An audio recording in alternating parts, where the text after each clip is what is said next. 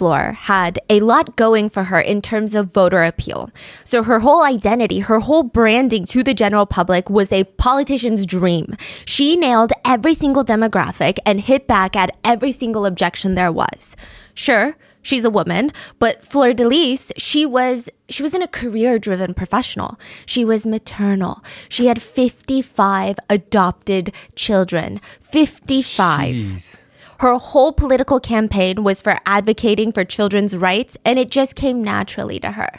People respected her for it. Fleur had a stable marriage to a pastor named Anderson, so she's got the relationship. They lived in a huge gated compound with like dozens of their adopted children. It's the perfect family. And additionally, Fleur herself, she was a pastor too. She had 6 mega churches. She held sermons every single Sunday without skipping a beat. And she's a gospel singer that sold over 10 million copies of her album.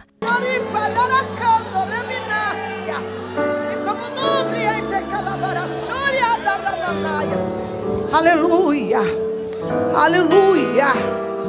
She's got the ideal image for someone that you would want to represent you. She's ballsy. She goes up against the local gangs. She's not scared to speak her mind and demand the government do the right thing. The only thing that's standing in the way of her career, it seemed, were these pesky rumors that just like would never quiet down. Rumors about how Congresswoman Fleur and her husband's life was interesting. Whispers about how the two had a very intense, intimate life, which is fine considering that they're, married and they have a family, right? What's the big deal? It was a lot darker than that. There were reports of people saying that the couple were spotted at clubs, swingers clubs specifically, where couples show up with masks and just start swapping partners while everybody, including their own husband and wives, they watch. And again, nobody is judging that. But when you're a congresswoman and a pastor, like these types of rumors, they're going to be taken a lot more seriously.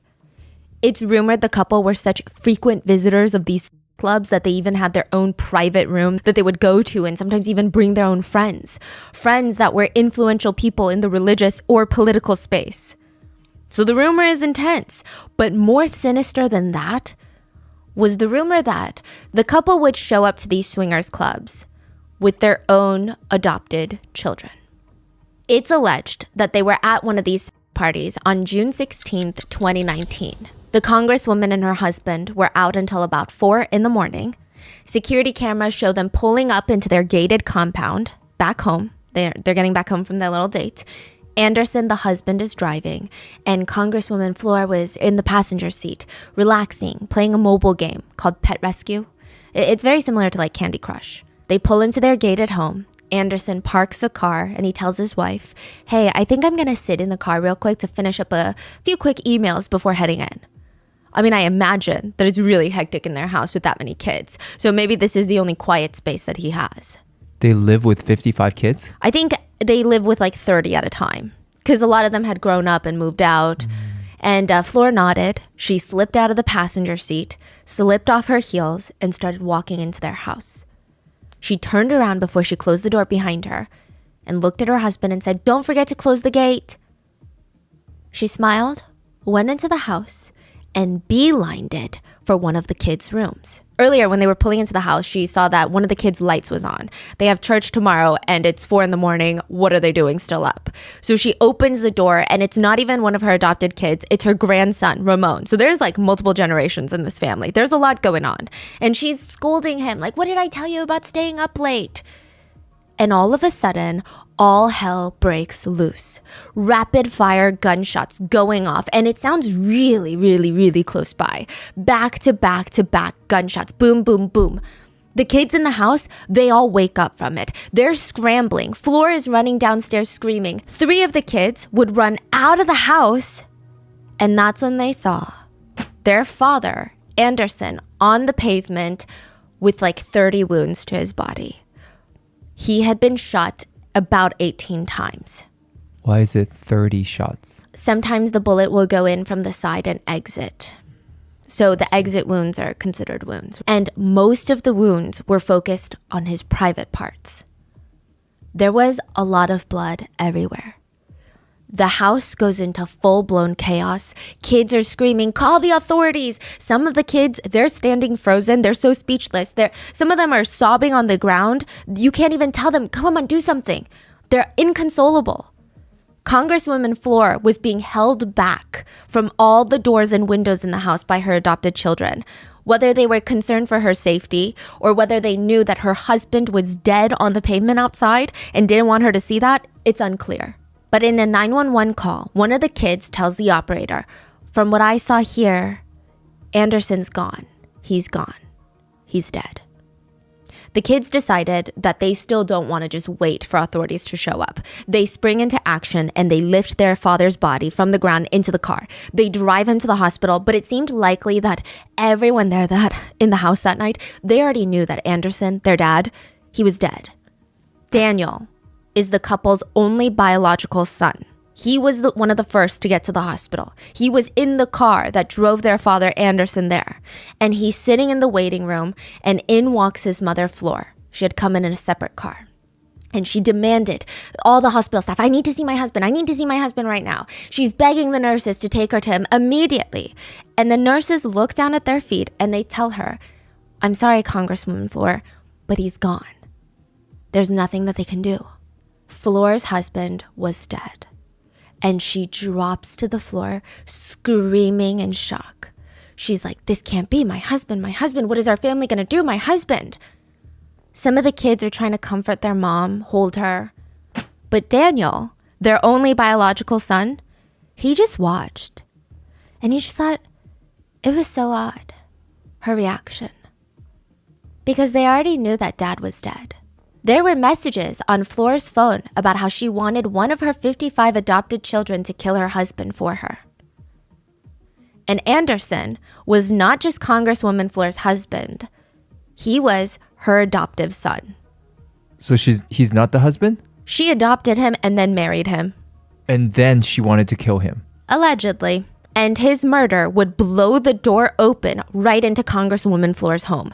There will be allegations of SA, abuse between mother and son, father and daughter, even between adoptive siblings, sister and brother. There are allegations of dark magic being used, rituals, sacrifices being held to gain status, money, fame, power. This is one of Brazil's most controversial cases, the case of Flor de Lis, Mother Flower. We would like to thank today's sponsors who have made it possible for Rotten Mango to support the National Center for Missing and Exploited Children. Their focus is on finding missing children, reducing child exploitation, and the prevention of child victimization. They have been dedicated in their fight to protect children from all angles and is currently one of the most trusted and reliable nonprofits for children experiencing abuse. This episode's partnerships have also made it possible to support Rotten Mango's growing team of dedicated researchers and translators while they focus on shedding light on stories from all over the world. And we would also like to thank you guys for your continued support as we work on our mission to be worthy advocates of these causes. As always, full show notes are available at rottenmangopodcast.com. And with that being said, before we dive into today's story, we had a ton of members on our team working on this. We had 6 people working on this case alone. It is a behemoth of a case, genuinely. We had 3 translators who spoke Portuguese help assist with gathering of the data on this one, but it is still an incredibly complicated, controversial case. There's probably at least like 100 people involved, either directly or indirectly, probably in the hundreds, if I'm being honest. There's constant contradicting statements, contradicting sources. Everyone seems to have their own perspective and reasoning for what they say truly happened. Our researchers tried to refer to the more trustworthy sources as much as possible, so court documents, official documentaries, testimonies, to make the whole process as accurate as possible. But when you have that many people involved with their own story of what really happened or what they believed happened, it's just gonna get really, really messy very quickly. So as always, please let us know in the comments if something was lost in translation, miscommunicated, or if you have any additional things that you know about this case. And a quick disclaimer, 2 disclaimers. Okay, so this case takes place in Brazil, and one of our researchers actually lives in Brazil. So we try to get as much of like the cultural context as possible. But just a reminder, whenever we talk about other countries, let's not throw stones from our glass houses. It seems like every country has essentially the same problems, just in varying degrees. But just to be extra clear, anything we talk about today is not a reflection on the Brazilian people as a whole. This is a case where there's a lot of religious talk. This is also not representative of Christianity as a whole. And since we're at it, there is a murder victim in today's case that was later accused of doing some really, really heinous things like assault. If these allegations are true, he should have been held to the highest punishment of the law and sentenced in the court system. But instead, he was murdered. And I know it sounds a bit simpler when I state it like that, but like, trust me, this case is anything but simple. There has been so much doubt created by the public on some of the SA claims, but it's not because the public doesn't want to believe the victims, but it's just really complicated. It seemed like at that point when these claims were coming out, everybody had their own motive to talk about certain things. So just keep it in mind. And with that being said, let's get into it. It's stated that if you wanted to control someone in Congresswoman Flor's home, this is what you would do. You would grab a pot, fill it with some honey, melon, and crystal sugar. Perhaps bring it to a simmer, cooking up all the intention and energy. And then you place in 2 slips of paper, one with your name, the controller, and then the name of the person that you want to control. You just want to do everything. You want to think a thought and they'll do it, like a robot, like a brainless zombie. And then you add in a piece of sentimental jewelry inside the pot. You light a candle, and for 7 days, you pray about the intention. You pray about how you will be able to dictate everything that they think, control every thought, every emotion, every action that this person has. That is how you get to control someone. But a lot of people, at least many of Flor's adopted children, would argue that this is bordering on dark magic. And they were confused. They had been adopted by Congresswoman Flor, who is a pastor, and they're sitting there like, why is she performing rituals right now? Flor would sit them down and say rituals had always been a part of Christianity, but they've been lost in history. They weren't written down in the Bible. Flor took these rituals very, very seriously. It said that she would lock her adopted children into dark rooms for 21 days straight, isolate them. The door would only open twice a day to slip in some food. And her kids, her adopted kids, they felt like they were going crazy. But she told them, keep praying. This was to purify them. Other times, it said that she would have them all stand in a circle, all of her adopted kids. She would hand out knives, make them cut their palms, draw blood, and write Bible verses in their own blood. Other allegations included Congresswoman Flor having sexual relations with others under the pretense of cleansing them with her seemingly dark magic powers. One man said he was certain that Flor had black magic in her body. When she was engaging in these intimate relations, he said it felt like he was in a trance, like he wasn't involved with a human. He was doing something intimate with a divine being. It was like an out-of-worldly experience. It said that Flor also believed in a deeper ritualistic meaning of certain objects. She would have wealthy businessmen come over, and if they confided in her that they wanted to be even more successful in the upcoming year, she would have them get naked, sit on an apple with honey drizzled on top of it. There would be multicolored strings attached to the apple, and this was all for enlightenment, all for good luck. I'm sorry, they're sitting on a apple. Covered with honey. And that's it. That's what they're doing. And taking pictures of it. And they're naked. Yeah. So, which side note, I don't want to make it seem like something is wrong with these practices. I'm not exactly sure how to categorize them. I mean, in this context, people call them dark magic. I'm not sure if that's the right categorization. I don't think anything's inherently wrong. I think that everyone should feel free to practice whatever they want as long as nobody gets hurt, everybody's an adult, and no law is broken. But I think the negative connotation in today's case is that she's a pastor. She's supposed to be leading a group of people closer to a very specific faith that they believe in. Yet in her free time, she's doing things that most Christians would probably faint at the idea of doing. So I guess it's more of the misalignment than anything. Another time, one of the adopted kids stated that she walked into a room and Congresswoman Flor's husband was standing in the middle of a chalk circle, like a circle on the floor. Yeah. Yes, and he's naked. And Congresswoman Flor starts talking, but it sounds more like a chant. She didn't really understand what was going on or what was being said, but it was very, very clear what Flor was trying to do here. Congresswoman Flor was trying to offer up her husband as a sacrifice. And when you say husband, is that the adopted child? Yeah, that she married. So when Congresswoman Flor's husband is found dead, the question came up for a lot of people. Was it really murder? Was he sacrificed? Was it black magic? Flor said when she grew up, she always wanted to be a witch, just like her mom.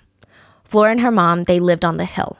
So that might mean nothing for the people that live outside of Brazil. But in Brazil, there's a saying. There are people who live on the asphalt, and then there are those that live on the hill. If you were to see drone footage flying over parts of Brazil, that you would see these beautifully, well, if you don't really know the context, is beautiful, colorful homes built almost stacked on top of each other up the hills of Brazil.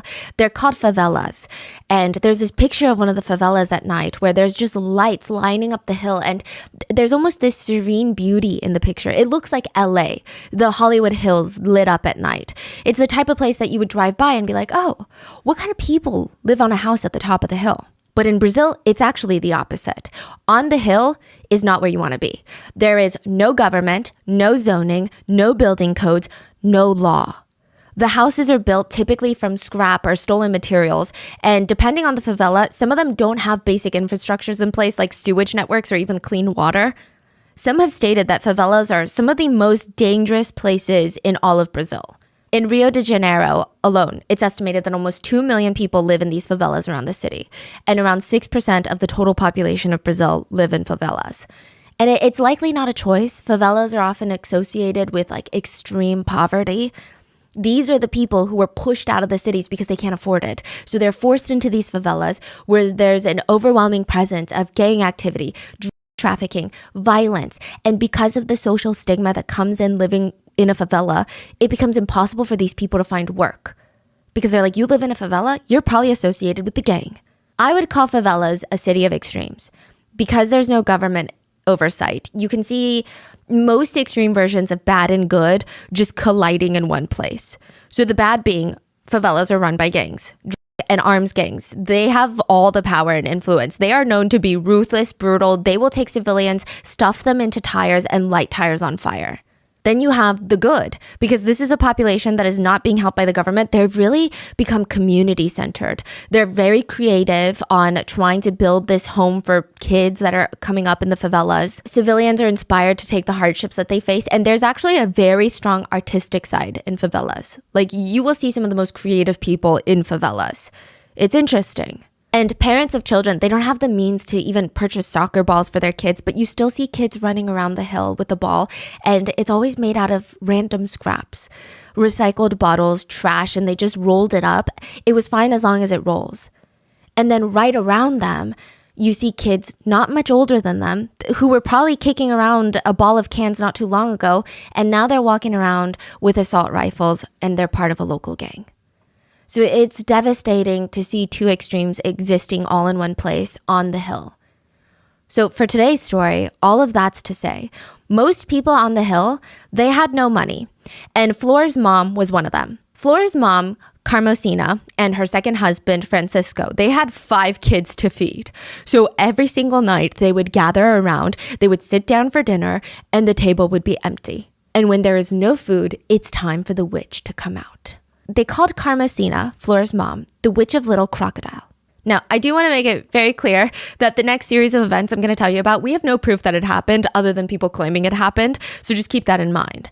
But everyone in Jacarezinho, otherwise known as Little Crocodile, one of the most dangerous favelas in Brazil, they said Carmosina, Flor's mom, had supernatural powers. So one night, it's pouring down rain. Most people, they retreated into their homes, and there's lightning. It's like flashing brightly. Everybody's kind of freaked out. There's this eerie aura. Carmosina and her kids, they're living in a house that has a Swiss cheese roof, basically. Just a ton of holes everywhere. So the minute that it rains, just drip, drip, water pouring in. They're running around setting up buckets and bowls, catching the rainwater, throwing it out the window, then putting it back so that it could refill. But that night, there's this pounding at their door. A neighbor. He's drenched in rain head to toe, begging Carmosina, you have to cure me of my terminal lung cancer. I'm gonna die. Carmosina agreed, let the man in, and started the ritual that night. She placed a chair in the middle of the room and told him, sit Some people who knew her said that a lot of these rituals resembled exorcisms more than anything. She would start speaking in unknown languages and in a very low tone. Sometimes it sounded like she was almost growling or hissing. Karmazina's other 4 kids, they were terrified. Anytime their mom had a little ritual of sorts, they would go hide in their rooms. But Flor was fascinated. If anyone was peeking around the corner to learn and watch, it was Flor. She wanted to learn everything that her mom knew. But instead of like the low-pitched chants this time, it was more of like a high-pitched screaming Karmazina. Karmazina was yelling at the gods to rip the evil spirits out of this man because the evil spirits were the things that were making him sick. And then suddenly, a new hole opened up on the roof and water just starts pouring down onto the man sitting on the chair. Karmazina's husband reached out to move the sick man, but she yelled at him, "Stop. The entities are curing him with the sacred waters." And Flor watched as the man started trembling, drooling as if he's in a trance, like his body was being taken over, and then like a switch flipped. He went from being so exhausted, so tired, barely being able to hold up his body weight. His eyes were bright. He was present, energetic. He jumped up from the chair like he's never been sick a day in his life. Prime health. And in the following weeks, people saw him skipping around the favela, riding his bike, looking very, very healthy. And everyone said, "See, I told you, that witch knows what she's doing." Until the man died. So the day of the funeral, his wife and kids were a mess, crying over his casket, the man's wife and kids, crying over his casket when another wife and kids walk in. They were a small family from the town over, and they came to pay their respects to their father and husband. So this man was living a double life. He had 2 wives and 2 families in 2 different towns. And Karmazina held her chest up and said, "Clearly, my ritual didn't work because his life was full of sin. That is something even I cannot cure." And everyone agreed.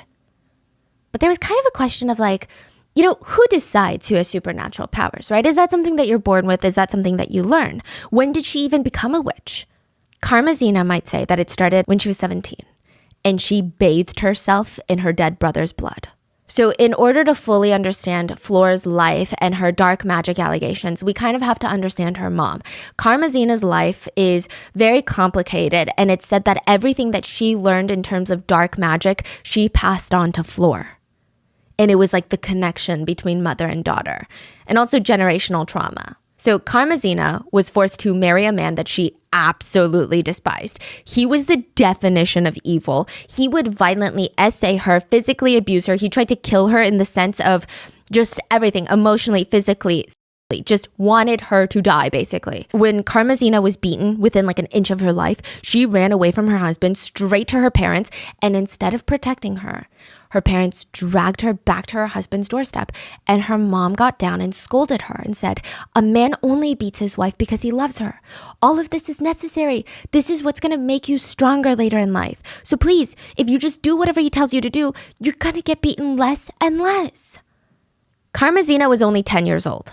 After 7 years of this, almost half of her life, at 17, Karmazina finally runs away and goes to live with her brother. So this is Flor's uncle. And Flor would never get to meet her uncle, but he was famous in the area. Before there was the witch of Little Crocodile, it was Flor's uncle. Stories said that he is the origin of the Flor's family's ties to the supernatural. People who knew him said if he cursed anyone, if he didn't even like you, your fate was sealed. You would die in the most tragic, painful way possible. That's how powerful he was. And that's how his own wife died. Karmazina's brother married a 15-year-old girl, and it said that right before their marriage, he wanted to purify her.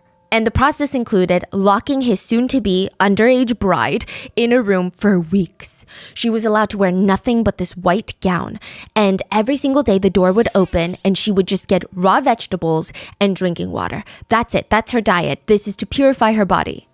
She's isolated all day, and then at night, Karmazina's brother would come in to purify her. He was assaulting her. This is even before they got married, and it's only going to get worse after marriage. So he's emotionally abusing her, telling her that she's never going to bear children because the entities he worshipped wouldn't like it. But what do you know? After years of being assaulted, she falls pregnant. She was so terrified, she tried to hide it because she knew that this wasn't going to end well. This was going to go against him. This is proof that he's wrong about something, that he doesn't know what he's talking about. And this is clearly a man that's not okay with being wrong. He finds out that his wife is 7 months pregnant, and his reaction is to beat her violently to force a termination of the pregnancy.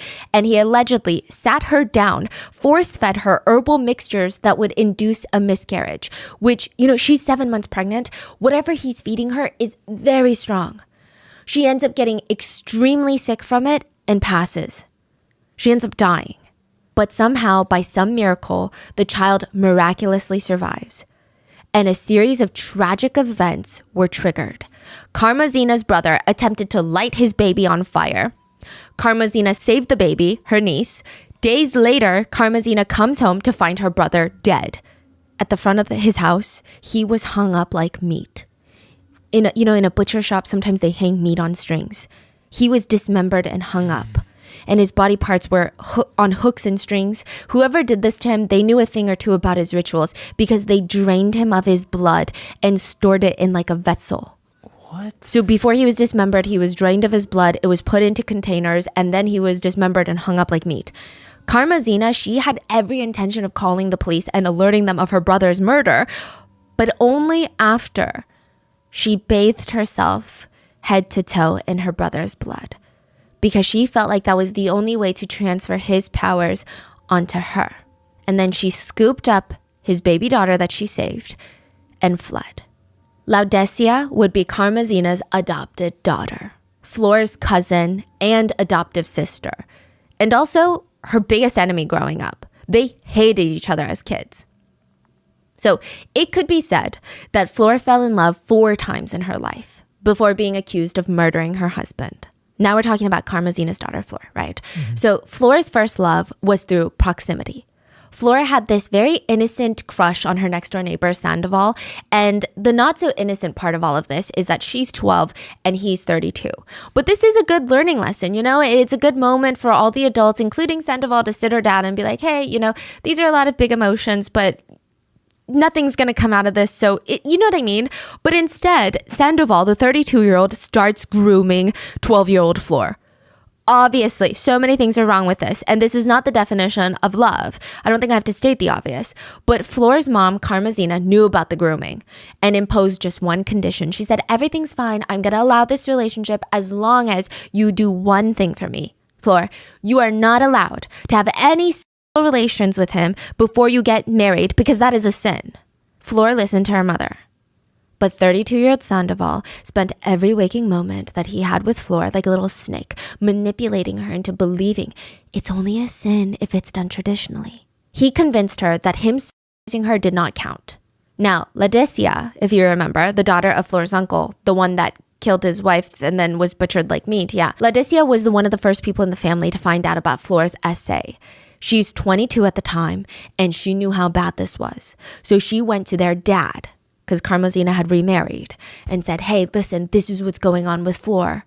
And her hope was that he would be so upset, and he would force Flore to promise, I'm never going to see Sandoval ever again, so that Laodicea could have him to herself.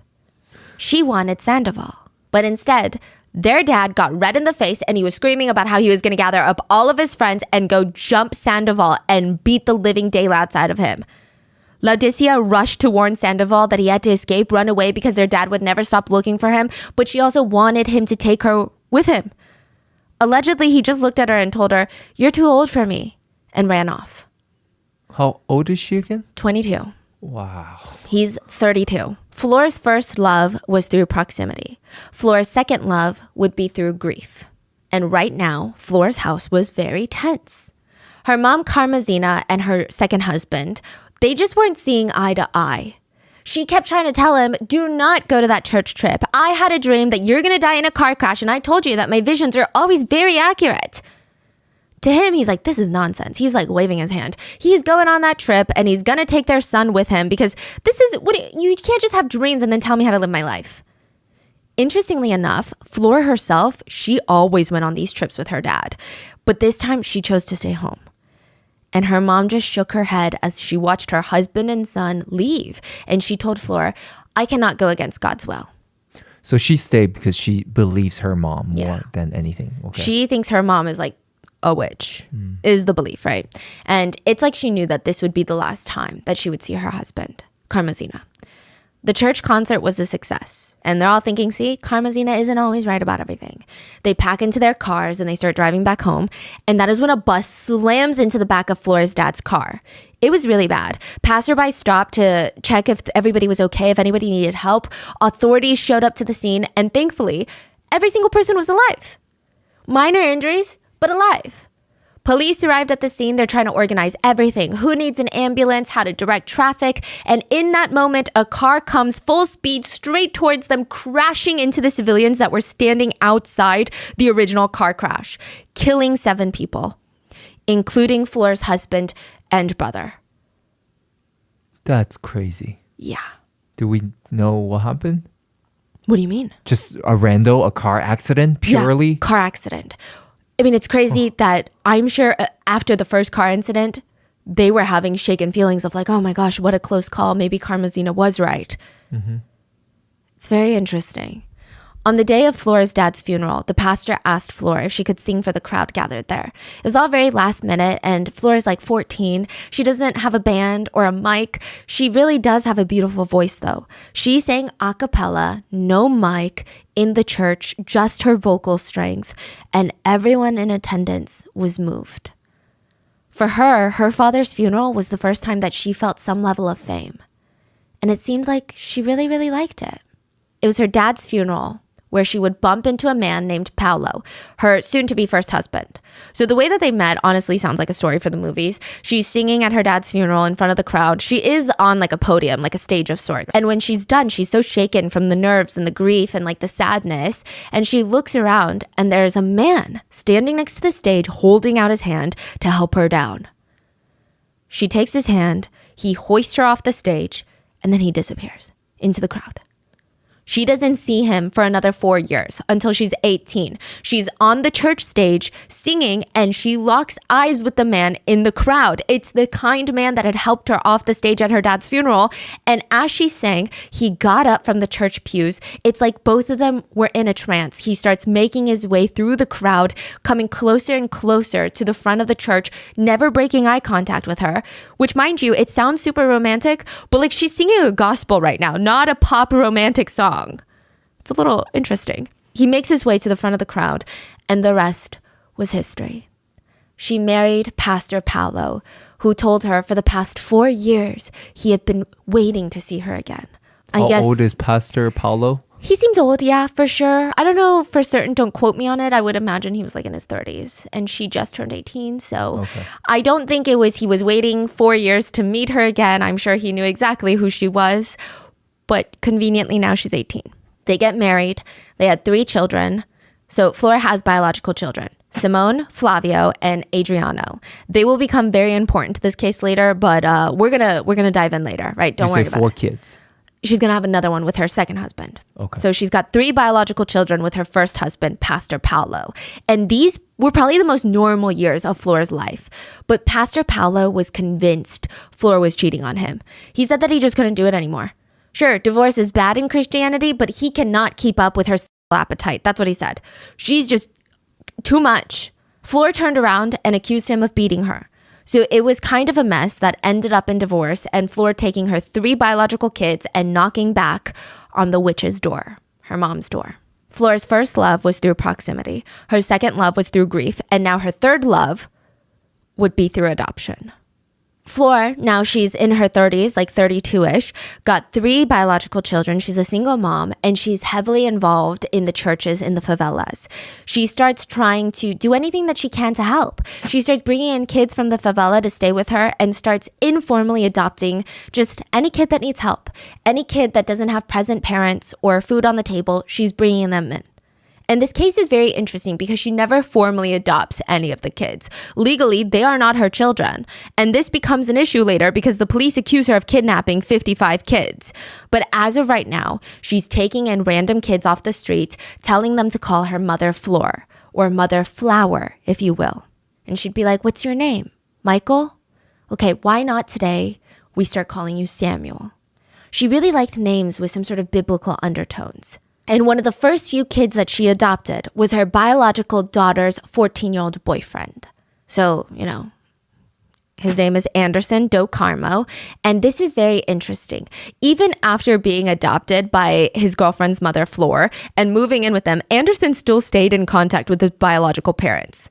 So it's, is it really like a full-scale adoption? Some of the kids were because they didn't really have parents around, or parents left them, or they were killed, or whatever it may be. But a lot of the kids, their parents still lived in the same town. I see. They would reside formally with Flor. They would eat her food. They would stay with her. They would call her mom, but they would still sometimes go see their biological parents. Yeah. It's a very interesting setup. So that was the case with Anderson. He would go see them frequently, but it seemed like they just weren't really in the space to take care of him as a kid. Because when his girlfriend Simone, Flor's daughter, breaks up with him, he's desperately looking for some sort of emotional comfort. And allegedly, the rumor goes like this. After Simone broke up with Anderson, he said he wanted to go into the mountains to pray. He wanted to go soul search. But instead of going alone, he asked his adoptive mom, Mother Flor, can you come with me for guidance? I want you to be there with me, comfort me. They went up the mountain as Mother Flor and adopted son, and they came down the mountain as girlfriend and boyfriend. Anderson was 14 at the time. Flor was 30 years old. This is her daughter's ex-boyfriend. Flor would later refute this and say, no, he was 18 by the time that we started dating, but there seems to be a lot of evidence that says otherwise. Allegedly, Flor was even briefly expelled from her church because, pedophilia, but allegedly, she was allowed back in because a lot of the churchgoers were like, I know what she did was wrong, but she has a beautiful voice and we want to hear her sing. And that's when she found her fourth love. And maybe that fourth love had always been there, but Flor's fourth love and greatest love was herself. Flor loved being Mother Flower. She loved the idea of it. The mother of the nation, the mother of 50 children. She had this magnetic personality and charm to her. It's just always been like that, though. I think charisma is one of those things, maybe you could learn it over time if you buy all these self-help books online, but some people are just born with it. Growing up, Flor would sit all of her family members down in the living room and she would sing for them. And it was always the same 5 songs on repeat, but she expected every single one of them to be at full attention and gasp in unison. This is the first time they've ever heard her hit that note. Which I will say, she is an incredible singer. She has this amazing soulfulness to her voice, which is great for gospel music. It's just Flor, since the day she was born, she knew she was someone special. And there are a lot of different sides to Flor. So at first glance, she's Congresswoman Flor, Pastor Flor, Wife Flor, and Mother Flor. It's like she has 8,000 lives. Her political career, it started with a vision. She told this story a lot on the campaign trail. She said that she woke up one morning with the most vivid dream. She sat up and she started telling her husband, Anderson, about it. I was alone on the road and all these papers were just on the floor, on the street. Just stacks of white paper, loose paper. And all of a sudden the wind blew and the stack of papers came up in slow motion and they were just floating. They weren't falling back down. They were just floating, levitating in the air. So she grabs one and she holds it in her hand and she starts reading it. And it was a picture of herself and 4 numbers. These were flyers for her running for the National Congress in Brazil. And she said, God was telling me to run for office. And that's what she did. She told this story on the campaign trail a lot, and she talked about her family life in great detail also. So her main cause as a politician was to shorten the adoption process. She said, as a mother of 55 adopted children, in this process in Brazil, it's so bureaucratic. There's so much nonsense. If a child is in need of a loving home, they should be able to get that soon, not in a few years when the government decides the paperwork is good enough. There are, at any given point, 9,000 children up for adoption and 40,000 couples looking to adopt. So why are there still kids in the foster care system? Doesn't make sense. Because this cause was so closely tied to Flor's life, for the listeners, it didn't feel like another politician making empty promises that probably had no real interest or connection to the cause. Her whole image of being a mom was so fitting that it won her the seat. Congresswoman Flor made history as the most voted woman in the state with over 196,000 votes. During her time as Congresswoman, she strongly advocated on behalf of children looking to be adopted and children's rights in general. People saw her as an inspiration. Then there is Woman of God Flor. She opened up 6 churches. She's doing this all at once, okay? She's got 55 kids. She's a congresswoman, and now she's opening up 6 churches. She was a pastor, saying at every single service. She attracted typically a very wealthy and influential crowd, which brought in around $500,000 of offerings every single month. Wow. So she is doing really good She's on surface, right? Like She's a celebrity. she's a celebrity. She's a very well-known politician, but also a celebrity. She is a gospel singer, signed with the record, produced gospel music. She would have concerts where tens of thousands of people would show up to listen to her sing. I mean, she's internationally recognized for her gospel music. She even did a US tour. She was here in Miami, New York, went to Europe afterwards. She was everywhere. Yeah. Wow. Then there was a side of her that she called wife Flor, and she would always joke about her marriage.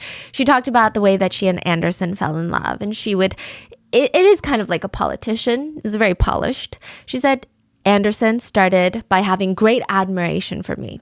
Then it became love. And then we got married, and 3 months later, I gave him 36 children. And she would laugh, this big, hearty laugh. And you know that she's told that line before, but it was endearing. During interviews, Anderson would look at his wife with so much love, so much respect.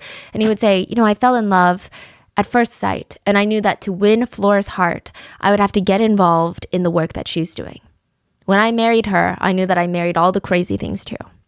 I'm assuming he's of age now, right? He's like 20s. Eventually like 30s. Yeah. Oh. Yes. Oh, so this went on for a minute. Oh, Okay. yeah. They were together for like 30 years. What? So he said that's when he started helping Flor look after the teenagers and kids in need during the weekdays. Then there was Mother Flor. When it came to being the mother of the nation, Flor said a big part of why she wants to help others is she grew up in the favela herself. She said the favela's people are still forgotten, still being ignored. And it was by walking the alleyways of the favela that I saw the harsh reality of children and teenagers being swept up into drug trafficking. That's why she said she adopted, even when she had nothing. So at this point, she's really rich. But back then, she wasn't. She said that she would work all these odd jobs, cooking lunches for random security companies, stitching patches for military uniforms. She would eat less food so that she could give the children more food. She would use all of her money to help children. Her grocery receipts were like 5 feet long all the time, and that was her hard-earned money. She barely had money. But she was willing to do it because if it wasn't her, the gangs would take the children. That's what she said. She said it's not easy. Do you know how hard it is to work 12 hours a day, come home, change diapers, bottle feed infants, take kids to doctor's appointments, make sure the kids are staying out of harm's way? It's a 24-hour job and then some. And she said it would have been so impossible without Anderson or even the older kids helping. Yeah, I mean you have to vote for someone like that. Yeah. And she had a lot of really touching stories. So one night, according to Flor, she made one of her biggest adoptions to date. She was in bed, exhausted after a long day of looking after the kids, and she heard a knock on the door. She already has like 20 kids, okay? She drags herself to the door. 37 children staring at her. Flor was living in a 2-bedroom house that was already packed with at least a few dozen people. And now 37 kids are looking for a home. Where are they going to sleep in this 2-bedroom house? Where are they going to shower? Who's going to pay for the electricity bill, the water bill, the food, the clothing, everything? Flor closed the door briefly to think about it. And her mom, Carmozina, and Anderson looked at her and they said, we know better than to tell you no, right? But this is dangerous. Technically, it's not just about helping children. These kids, they could have gang associations. This could be a death sentence for you, Flor. They could try to steal from you. There's a potential that this could backfire and you could get hurt. Her mom and her husband, they try to reason with her. This isn't going to be easy. You can't just let your emotions run your life. Think logically. You have to be responsible for that many children. Think of the never-ending stress. Flor said in that moment, it was clear as day what she needed to do. She needed to be Mother Flower. A senator once said about Flor, each adoption that Flor and her husband have made is a story that can be used to write a reference book about what love truly is. Every single kid at one point wanted to be loved and adored by someone like Mother Flor, but Flor wanted them to prove their love first. A lot of the adopted kids said that it felt like a constant competition between the adopted siblings to be Flor's favorite. They had to go through a bunch of strange, unusual rituals and requests to try and get Flor to even notice them. Allegations came out later that Flor, quote, initiated the kids into the family, kind of like a cult. That's an opinion, not a statement of fact. She would have them change into an all-white outfit, allegedly, and she would throw them into a dark room for weeks. Some of the kids stated that they weren't allowed to do anything. The door would open, slide in some raw vegetables and water, and that was it. Does this remind you of anything? The more sinister allegation was that at night, these kids would have to, quote, perform for Fleur. Again, if that sounds familiar to you, that's what Fleur's uncle, the origin of the family's supernatural powers, that's what he did to his 15-year-old, quote, bride. Now, once released from that room, the child would be sorted into their appropriate team. The house was divided. The kids said that there's A team and B team. The A team consists of all the biological kids. Anyone who came out of Fleur directly, they were on the A team. And then a few of the adopted kids would find their way in there. These were the gifted kids. The A team is where you wanted to be. They quite literally ran the house. They had their own bedrooms while the other kids practically slept on top of each other in crammed bunk beds, crammed into tiny, tiny rooms. You could always tell who was on the A team during meal times. Everybody else would get the same diet every single day of like the cheapest foods in stock. But the A team, they would sit there and eat steak, French fries. Those were the coveted foods. They had a refrigerator filled to the brim with snacks. But it was locked. And only members of the A team had the key. Even if B team kids were starving, they wouldn't get any food. Sometimes food would expire and it would be thrown out. Do the team ever change? So the biological kids always stay on A team. The adopted kids, a few of them make it onto A team, but they can easily be swapped. They're so basically... you have to earn your way there. Okay. And keep your way there. Yeah. Neighbors stated that once Fleur's career took off, some of the Flower kids, they were really well taken care of. New clothes, well fed, always seen at hair salons, spas, getting facials, massages. Like they never had to work a day in their lives. They lived like Nepo babies. But the other Flower kids, the B team, they would be seen walking around hungry, wearing shoes that were 2 sizes too big, 2 sizes too small. They're constantly working nonstop all day, all night to, quote, pull their own weight and contribute to the family's expenses. They had to hand over most of their money to Fleur and Anderson. And if they didn't, it was alleged that they would get beat with a baseball bat. They didn't look like the kids on interviews with Fleur and Anderson. One of the adopted sons says, when you're against Fleur, you're the literal devil. It was Team A and Team B, the team of good and the team of evil. Some of the kids stopped seeing her as Mother Fleur, but instead they saw her as like a Venus flytrap. They said if you've ever seen a Venus flytrap in person, they don't really look scary. If anything, they look intriguing. Unassuming, right? Venus flytraps, they lure the unsuspecting prey by secreting a nectar. It's a sweet nectar. It's like sweetness. And then when that unsuspecting innocent prey makes their way into the jaws, the Venus flytrap slowly closes, strangling it, suffocating it, digesting it, absorbing it. And when no prey landed on her front doorstep, it said that Fleur would go looking for them. Fleur didn't just bring in children living on the street with no family. Sometimes she would see a kid on the street and think, okay, that kid's gonna be mine. That kid's coming home with me. She would walk up to families on the street and beg them to take their child. And she would tell them, I promise to give your kid a better life than you can provide. To a degree, it almost seemed like she was trying to lure kids to her house. She would tell all of her other adopted kids, like, go tell your friends how fun it is at Mother Fleur's house. Go, go, go. She would have these big arcade games that she would buy at her house. And then they would run off and like tell everybody, there's no rules here. Come, come. So a lot of these kids, they would leave their family, just run away to go live and be adopted by Mother Fleur. And it's very strange to think about it. If these kids were ever running errands with Mother Fleur out and about, they would be like, Mom, calling on the street. And if their real biological mom sees that interaction, that's just so strange to me that their real biological parents are there and yet they're being called new names. They're calling another woman mother. It's odd to say the least. In hindsight, to a lot of people in Brazil, it started to feel like her goal, Fleur's goal, was to have as many, quote, adopted children as possible, make that her whole identity, her whole branding, and start gaining some sort of adoration, respect, and love from the community. Not to mention, Fleur was a very magnetic character on camera. So once people found out that she had 55 kids, she made informally adopting children her whole personality. Yeah, some of her adopted children came forward later to state that she would come up with these tragic backstories for their lives. They would be introduced on television like, oh, everybody meet Michael. His mom was killed in a plane crash and his dad died tragically in the river and all 5 siblings were kidnapped by a local serial killer. And they're sitting there like, my family literally lives down the block. Clearly, that's an exaggeration, but she really did go around saying that, like, she fished some of the kids out of the dumpster. One story that she practically built her whole political career off of was Flor was walking around the favela when she heard a kid being tortured by a gang. They were going to kill the kid and she knew it. So she rushed over. And one thing that you know about the favelas is you do not mess with the gang. Like, that is a death sentence. You don't stand up to them. Even if you look at them the wrong way, you could be killed. So I was trying to like go down the rabbit hole of favelas, and I saw some YouTubers had vlogged in favelas, right? And someone had commented, there is an unspoken rule in favelas. You don't hit on any woman in a favela, because you don't know if that woman is the object of affection by a gang member. And even just saying something nice to her could get you killed.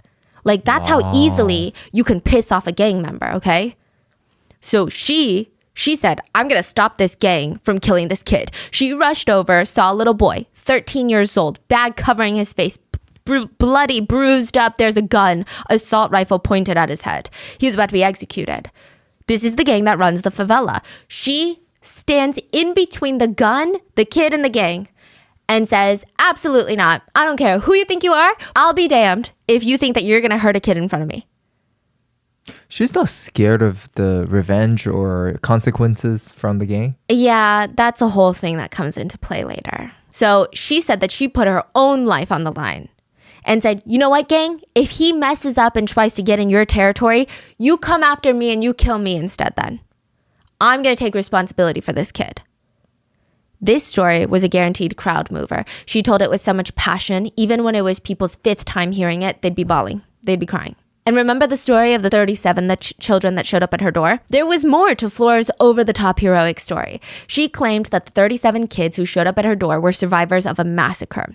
The massacre of Candelaria was one of the biggest events, like tragic events in Brazil. And it was a targeted attack against children without homes.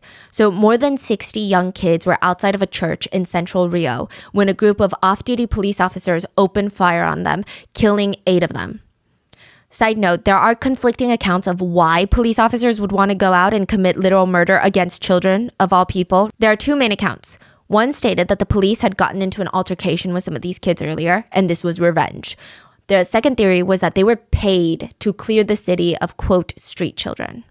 Either way, a lot of the children fled from the church terrified, and now they really have nowhere to go. Where is safe? Because if they're outside, who's to say that more off-duty police officers aren't just going to come around shooting them?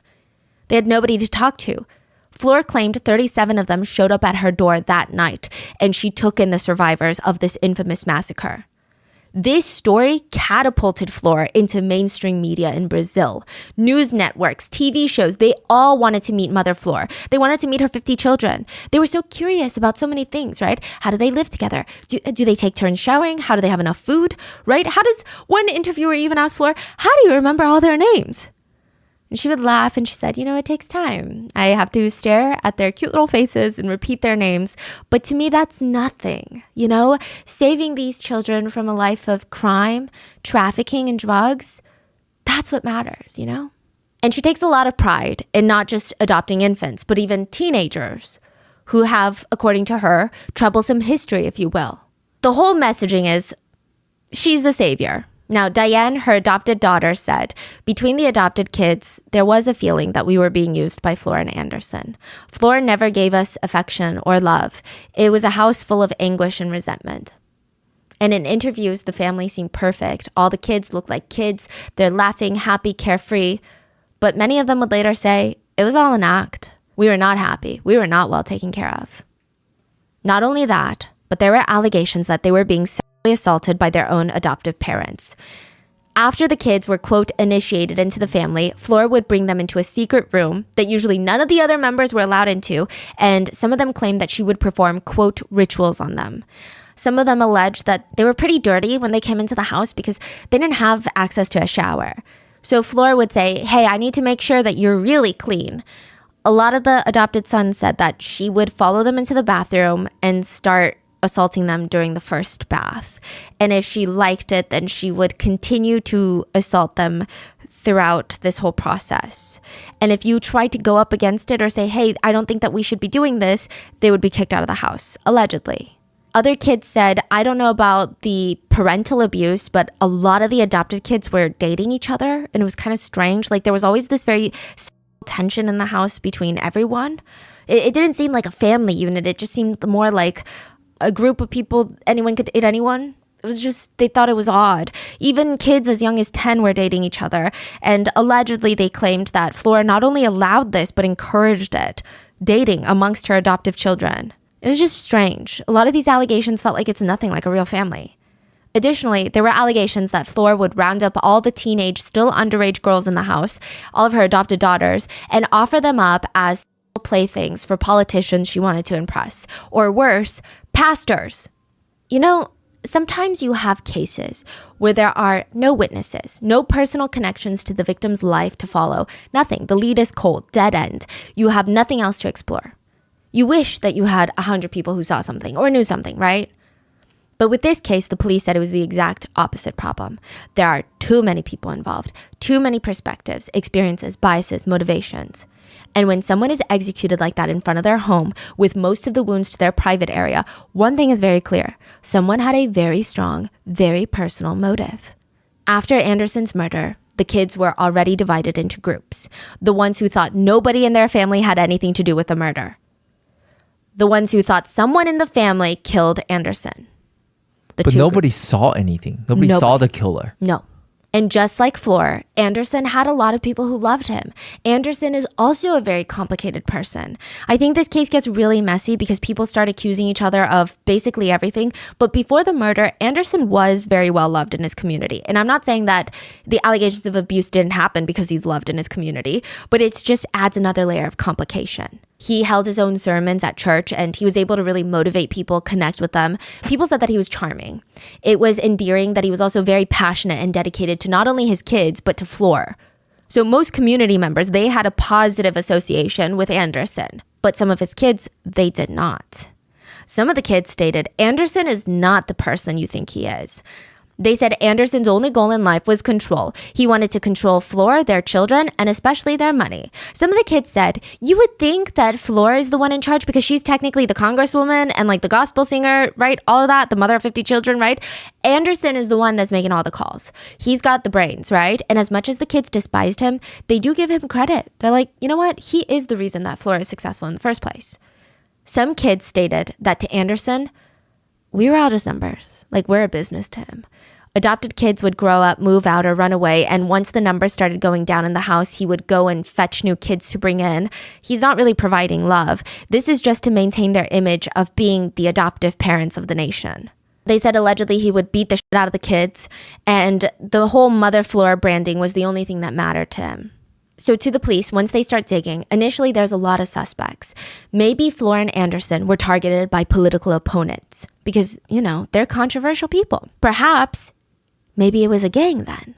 Because Flora had been so vocal about how dangerous the favelas had been and how the gangs are like kidnapping children and doing horrendous things with them. Maybe they felt insulted that she's undermining their control there. It's not a far-fetched theory. It could be political, it could be gang related, or it could be religious. Maybe it's a religious opponent who just thought that she's dabbling in dark magic allegedly while running 6 churches and they wanted her gone. Or was it someone closer to the family? Maybe someone even in the family. An expert would state that because Anderson's private areas were targeted, quote, there was a goal here to destroy everything there, an indication of sexual nature, rage, and to destroy everything that was there. A few of the adopted daughters would claim that Anderson would nonstop try to essay them. One of them would later tell officers, you know, Anderson deserved death. It seemed like a lot of people had motive, but only one person had a whole lot to gain. Congresswoman Flora. She was questioned about the night of her husband's murder and things just were not adding up. She denied having gone to a club that night by stating that a public figure like myself, I would never end up at a place like this.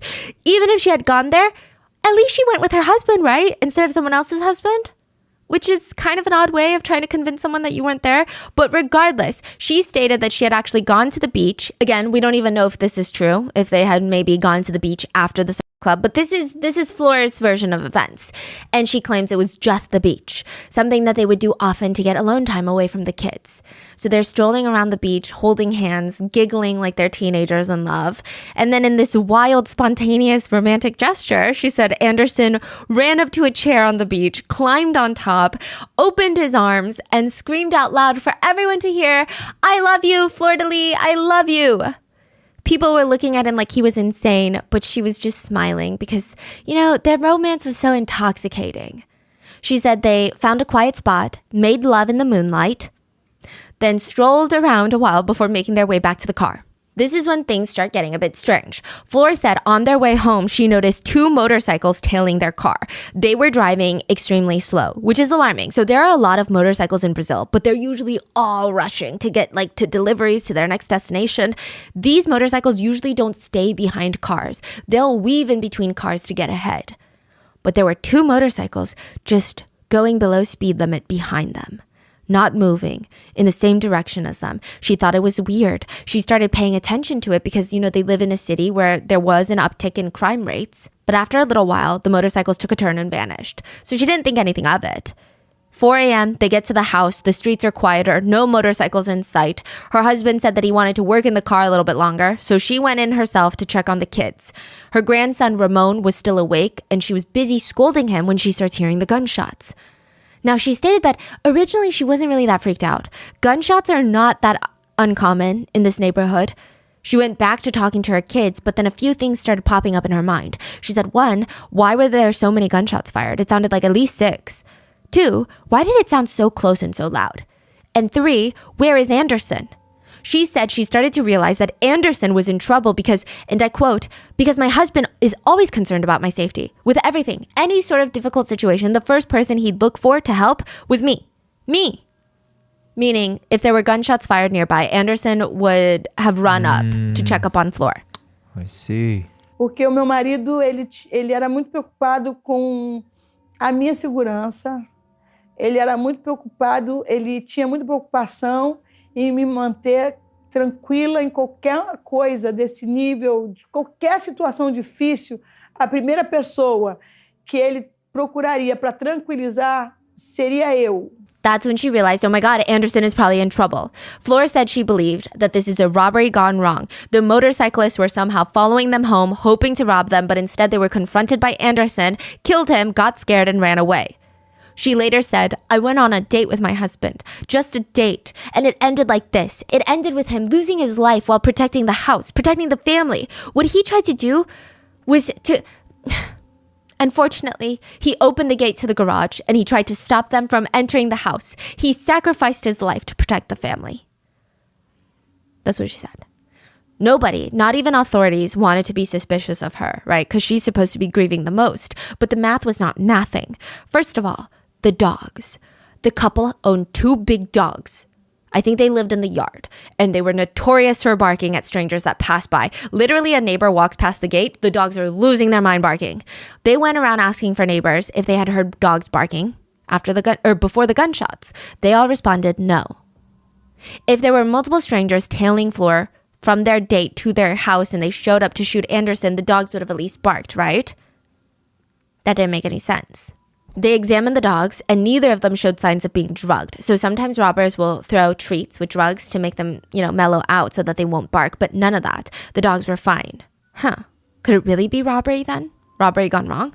I mean, this doesn't necessarily cast suspicion on Flor. It's just that the police think the robbery theory just doesn't make sense. But they still have to check out all the leads. The police pull CCTV footage from the cameras on the street that showed Flor and Anderson in the car driving home. No footage showed the actual murder itself, but there were some intriguing things that were found.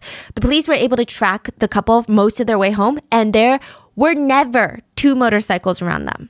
Why would Flor lie about something like that? And why would she push the theory that the motorcyclists followed them to rob them but then ended up killing Anderson? To the public, the couple seemed madly in love, like little teenagers.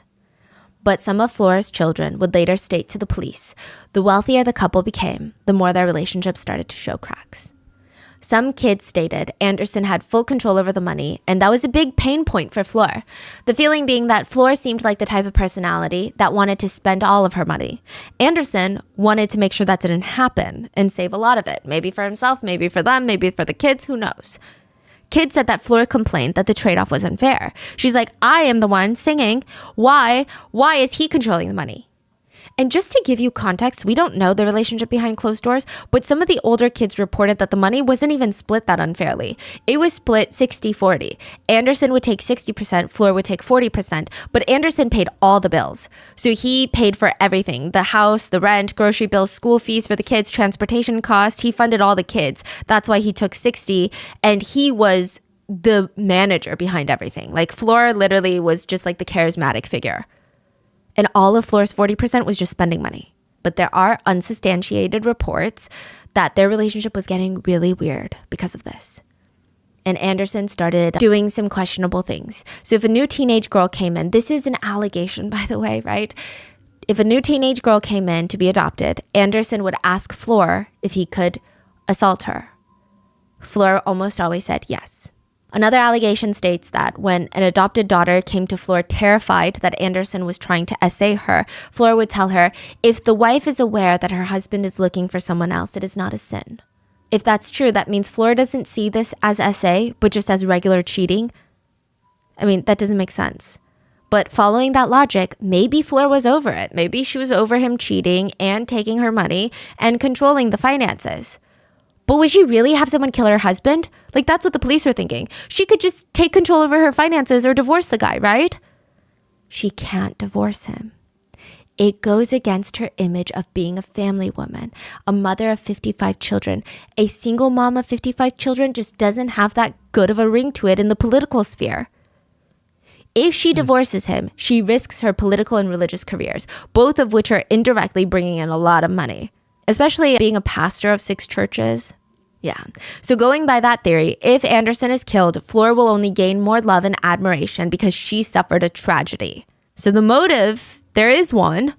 Police, they've got their suspicions about Fleur, but the public is still rallying around her. So for a lot of the public, Fleur was basically an angel that descended from heaven to take care of the unfortunate. And one of the most famous movies at the time in Brazil was based on Fleur's life. So they're thinking, how can she be capable of killing someone? The movie was called Fleur de Lis. I mean, one word is enough to create change. That was the tagline of the movie. Just objectively speaking, the movie was insane. It had some of the most famous Brazilian actors and actresses in it, and most of them worked on the movie for free. They volunteered. They didn't care about the money. They stated they thought that Fleur's life story should be told. And I mean, one of the main actresses, she was like the soccer player Neymar, like an ex-girlfriend of his. Like, these are star-studded casts. Like, you're talking about, yeah, a lot of insane people.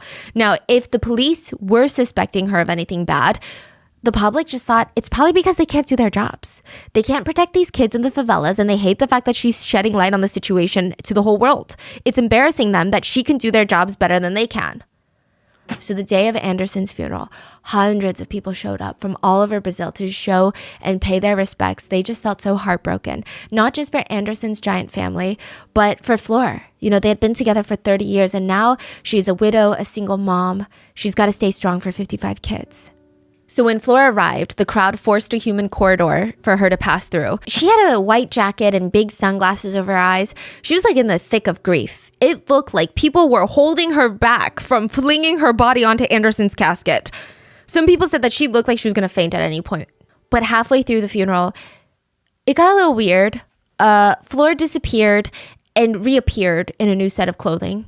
A literal outfit change in the midst of a funeral, and she went up on stage to sing. I don't think we can dictate how people grieve or show their respects, and I know that a lot of artists use music as an outlet for their emotions, but I think people were a little bit taken aback because the funeral was like 2 days after Anderson's murder, so it was very fresh.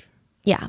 Minutes after Anderson was buried, Fleur and her kids, they packed into the car and they started driving out of the funeral. Funeral goers were waving bye to them when they see a line of cop cars pull up to stop Fleur's family car. And at first, people just assumed, okay, the police probably want to escort the family home. Maybe her life is in danger because they haven't caught the killers yet, right? It's good to know that the police are trying to protect the family. But instead, the most chaotic scene unfolds. All hell breaks loose. 2 people are dragged out of the family car on the way out of the funeral, and 2 family members are arrested for Anderson's murder. Flora's biological son, Flavio, and Flora and Anderson's adopted son, Lucas. They were both arrested for the murder of Anderson, and the media went nuts. The biological son is from the previous husband? Yes. Earlier in the investigation, authorities had asked each kid where they were the night of Anderson's murder. Lucas, one of the older kids, stated, "I was partying all night, got home really late." But when the officers went through CCTV footage outside of Flora and Anderson's home, there was Lucas arriving home minutes before the murder happened.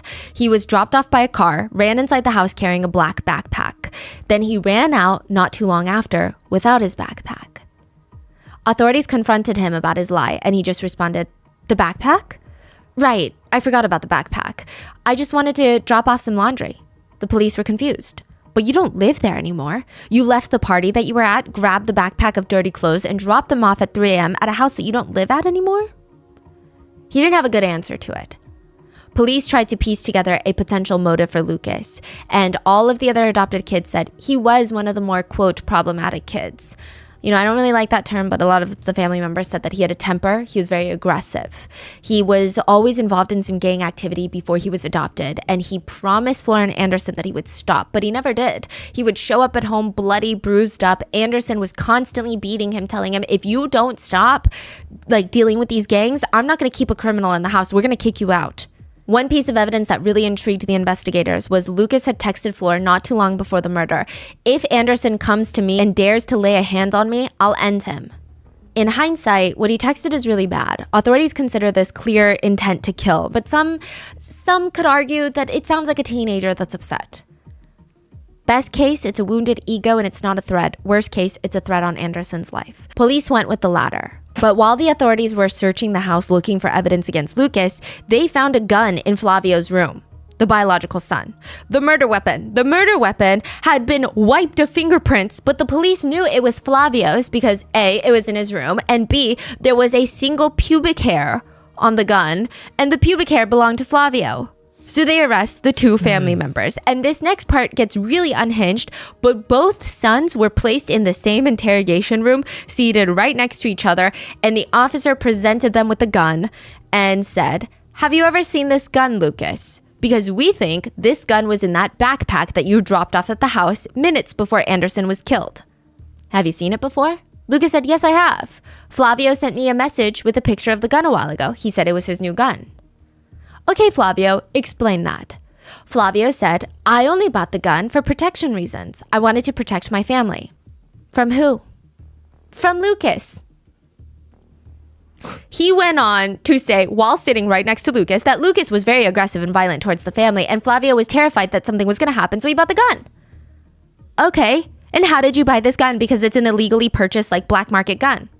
"Oh, I bought it through Lucas." He went on to explain how Lucas took him to see some people that were going to sell him the gun because he had connections. And the logic is just fascinating. Flavio asked Lucas to help him buy a gun so he could protect himself and his family from Lucas.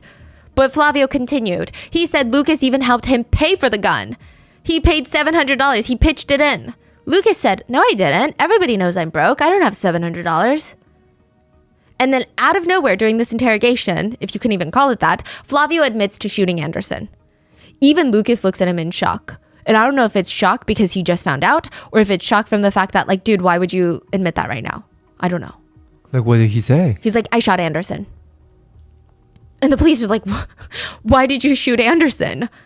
Flavio went on to explain how Anderson was essaying not only his sisters, but his nieces. So Simone, his biological sister, his, like, blood sister, has a bunch of kids. And now he's claiming that Anderson was even trying to assault his grandchildren, I guess. The family tree is very complicated. Both Lucas and Flavio were thrown into prison. Flavio would later say, wait, I take it all back. I was coerced by the police to say that. But the damage was done. Investigators were going to investigate the claims and relationships between all the family members until this, like, house of cards basically crumbled. There were so many kids in the house that all had motive to either kill Anderson or help Lucas and Flavio kill Anderson. A year before his murder, there was an inside joke between the adopted kids that you don't eat food at Flora's house. In 2018, Anderson went to the ER at least 6 times due to mysterious stomach problems. All 6+ times was immediately after drinking or eating something that had been made in Flore's kitchen, and it was a bit strange. He went from wearing pant sizes that were extra large to a medium within a few months. But some of the adopted children felt like something was off, so they started taking bites out of Anderson's food, and they too got very, very ill. And then Marcy, one of the adopted daughters, was caught in the act. She's the one that said Anderson deserved death. She was seen mixing white powder into Anderson's food. Now, Marcy had a lot of problems in the family. She had recently been caught stealing $1,000 from Anderson, and she was told if she ever did it again, she would be kicked out for good. So now police are thinking maybe she helped. Maybe she snapped and wanted Anderson gone so that she could steal more cash. Her search history had things like bad guys, assassins, where to find, someone badass, where to find killers. So was Marcy also involved? Then there's Daniel. So Daniel is the biological son of Flor and Anderson. Police found out early on in their investigation that he wasn't actually their biological son. So there's 2 problems with this revelation, okay, if you will. 1, Daniel didn't know for the longest time that he was not actually Flor's biological son. And 2, Daniel was kidnapped as a baby. The alleged story goes as follows. Flor and Anderson really wanted to have a biological kid together. They start trying to get pregnant, but it's not working out. And because timing is everything, one of their friends tell them about an 18-year-old girl who's going to give birth soon, and she's looking for someone to adopt her baby. Flor and Anderson rush to the hospital to be the first ones to take the baby from their mother, and the 18-year-old biological mom, she said, I don't have what it takes to raise this kid, but I still want to know this child. She said, I will only give you this baby if you promise that I can see this baby once in a while. They said, of course. They ripped Daniel from his mother's arms and then never saw her again. Went back on their promise. That baby is Daniel. So maybe Daniel found out that he was lied to and kidnapped, and maybe he snapped and helped kill Anderson. So the police are thinking Lucas and Flavia are definitely involved, but what if there's other kids involved? Then there was Simone, Flor's biological daughter and the ex-girlfriend of Anderson. She's both Anderson's ex-girlfriend and his stepdaughter. She said this about Anderson. Even at a young age when we were dating, he was rude and arrogant. He was clingy and didn't want me to play with my classmates. He was always searching for me, coming to my house. He's just disturbed. Simone did not think highly of her ex-boyfriend/father. But the police were most intrigued by her Google searches. She had Googled how to buy cyanide, easy to buy lethal poison to kill people. And when the police asked her about it, she said, my friend's dog was sick, so the dog had cancer. We were trying to put the dog out of its misery. So they're investigating every single kid. Yeah. Checking their search histories, and because it seems like a lot of people are not telling the truth. It seems like out of the 55 people, we don't even know how many people are involved. So the question is, how many of the kids are involved? And question number 2 is, who put the kids up to it? Was it really just the kids acting on their own? Or could it be Mother Flor? Simone also told them that Anderson was essaying people, constantly telling the daughters that they had hot bodies. He would come into their rooms at night and pleasure himself in the dark while trying to touch them. It was a lot. It was a lot. The investigation into Anderson's murder would last 3 years and would involve police interrogating hundreds of people. And it would ultimately end in the arrest and sentencing of 11 different people. Wow. Most of them being Flower family members, if you will. Now, I don't want to get too into the legal nitty-gritty of the case, and I'm going to try to simplify the trial as best as possible so it's easy to follow, but there are so many moving parts, so many testimonies, so many changing of stories. Flor would argue that she's innocent. Her husband was killed. She had nothing to do with it, but now that you bring it up, her husband was an abusive husband who was probably essaying the daughters, so if someone killed him, it was probably because of his crimes to begin with. Then you had Flor's protector kids who said that Flor had nothing to do with this and they were the ones that plotted to kill Anderson all on their own to protect their mother. Then there are the kids who were arrested and they were now saying, hey, listen, Flor's the evil one. I don't even know what I'm doing in jail right now. So let's start with Flor. She was voted out of Congress before her arrest and she was pissed. She told her peers, you're going to put your head up your ass and you're going to regret condemning someone who hasn't been judged yet. Flor begged the public to see her innocence, and she said, for those who think I killed my husband, I'm asking you to give me a reason why I would do that. I didn't gain anything from his death. I only lost. And before the trial was in full swing, Flor still had a lot of supporters.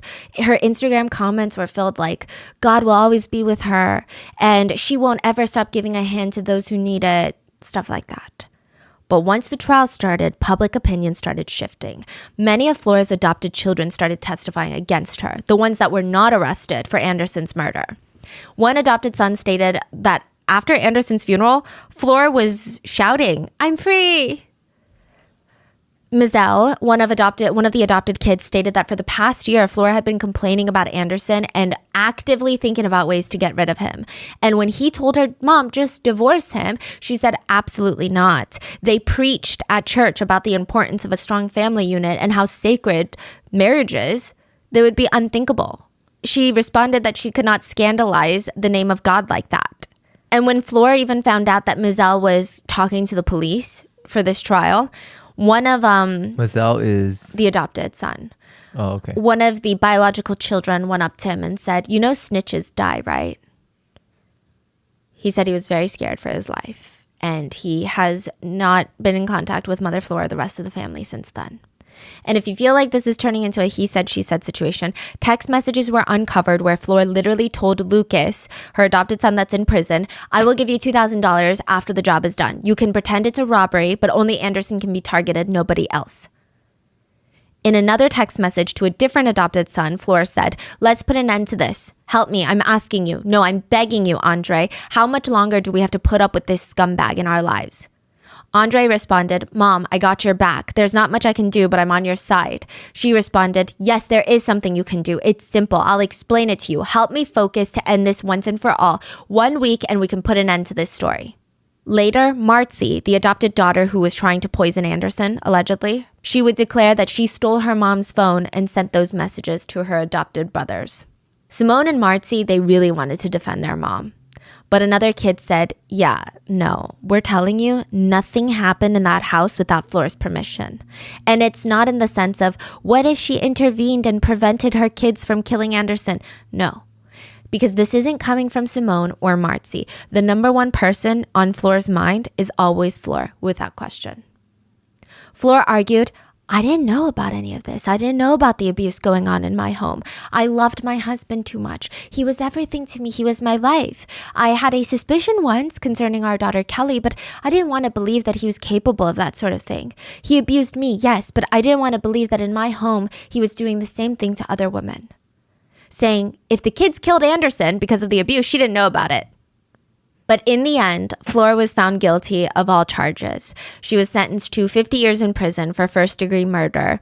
Flavio, the biological son who is believed to have committed the actual shooting, was sentenced to 33 years in prison. Simone, Flor's biological daughter and Anderson's ex-girlfriend, was sentenced to 30 years in prison. Lucas, the adopted son who Wait, dropped... who was that? Simone, the ex-girlfriend of Anderson. They think she is a part of it. That's why she got 30. That she was like, conspiring with them to commit the got it. murder. Now, Lucas, the adopted son who dropped off the backpack, presumably with the gun inside the night of the murder, he cooperated with the police and got a lesser sentence of 7 years.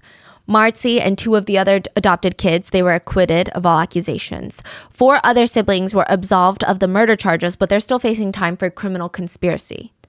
And I think the saddest part, really any story that involves children typically, is that children are always the indirect or direct victims in those stories. Flor had over 50 children. And just to sum it up, because I think this case is so complicated, there's so many things, there's so many other little factors of why people really dislike or support Flor, which is interesting, and how they feel about Anderson. There was a netizen who wrote about this case, and I think this sums up the public opinion. So this is not my opinion, but the general public opinion. Although it wasn't definitively concluded that Anderson was capable of sexual abuse, it was confirmed that there was a huge divide in their family.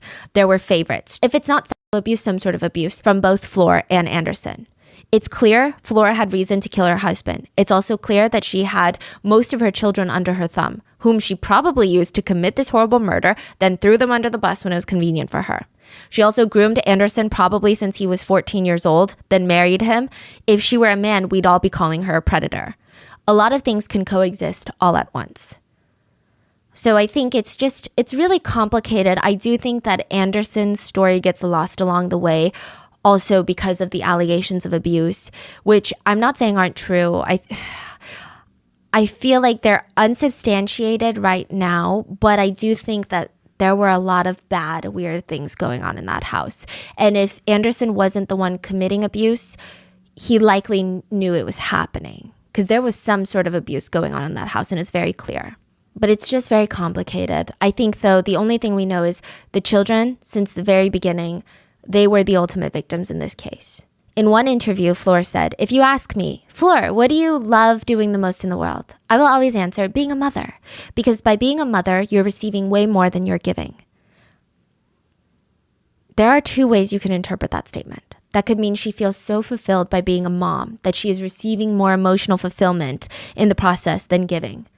Or that she enjoys receiving so much love and attention and praise from these children. Is she altruistic or is she selfish? There was an incident before Fleur's arrest that I find telling. So Fleur had a new boyfriend before their arrest and trial, by the way. And before the arrest, because she knew she was getting arrested, she was spending time with her boyfriend at home, getting her hair and nails done. Wait, this is after the husband died.